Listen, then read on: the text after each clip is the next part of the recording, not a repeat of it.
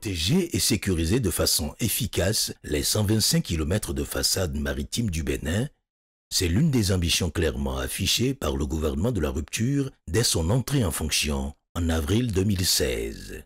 Des études techniques ont été ensuite menées sur les segments critiques. Un plan multisectoriel a permis la définition des actions à mener au niveau de chacune de ces portions de côte. Les premiers travaux ont visé les côtes est de Cotonou. Quand on est arrivé en 2016, on avait la grande préoccupation, urgence du Cotonou-Est, où on avait fait des travaux inachevés qu'il fallait rattraper. On a promis de régler ce problème en un an, ça a été fait, de telle sorte qu'en 2018, ce chantier a été livré. Il y a encore un suivi qui est en cours. Il y a une érosion résiduelle au bout, à l'est, que nous observons et que nous allons également traiter. 4 nouveaux épis ont été mis en place et des travaux d'engraissement réalisés pour repousser le trait de côte. Les 10 travaux ont permis de reconstituer une bande de 150 mètres de large le long de la côte. On n'a pas fait que remblayer les caissons, on a créé une plage supplémentaire de 150 mètres d'épaisseur pour donner, offrir aux populations la plage qu'elles ont perdue. Les travaux de protection des côtes à l'est de Cotonou ont permis de maîtriser l'érosion côtière et de ramener la quiétude chez les populations riveraines. Aujourd'hui, par rapport à avant, les travaux ont apporté beaucoup de soulagement à la population.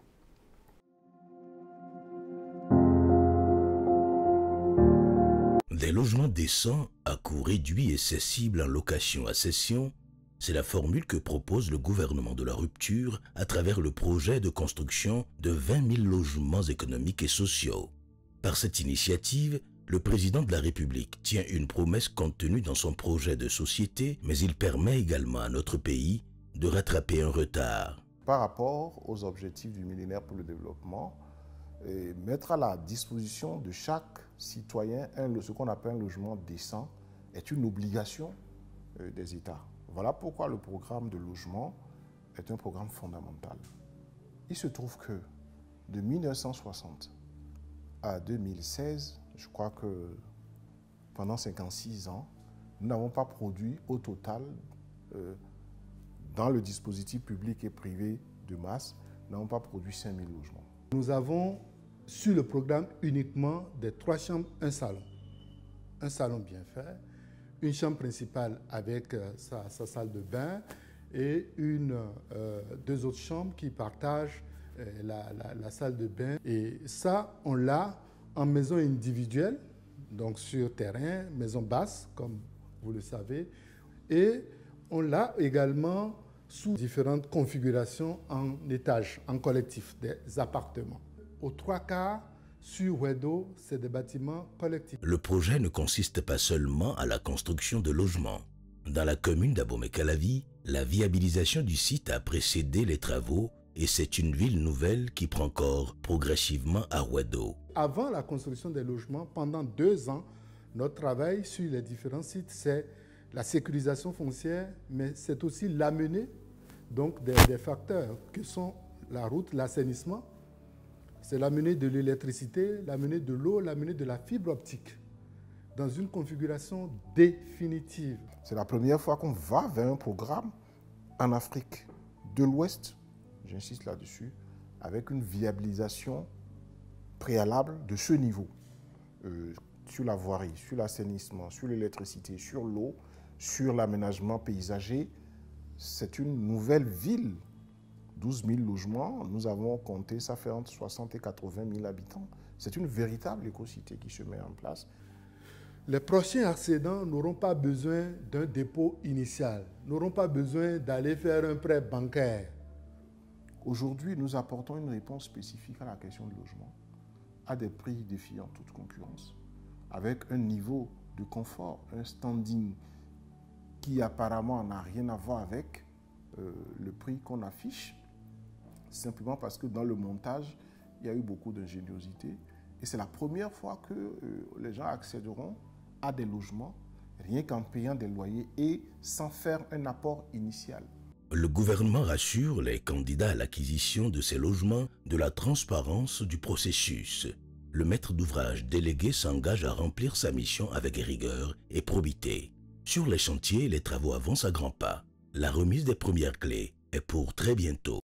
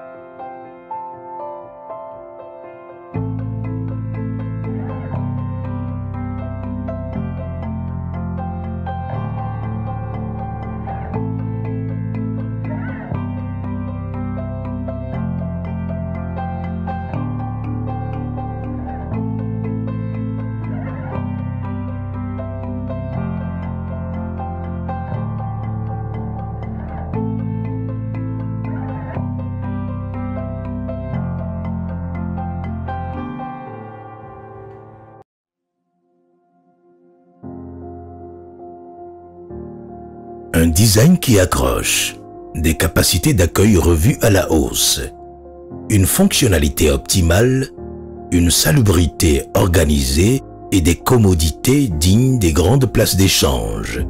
Voilà une possible façon de résumer les caractéristiques du projet de modernisation et construction des marchés urbains et régionaux.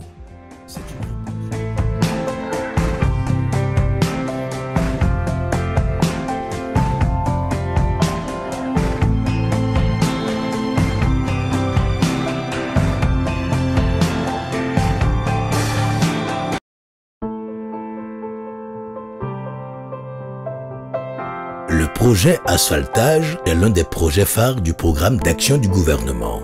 Plus qu'un simple projet de construction de rues, c'est un projet d'aménagement urbain qui prend en compte la construction des rues avec des options d'aménagement modernes et intégrées.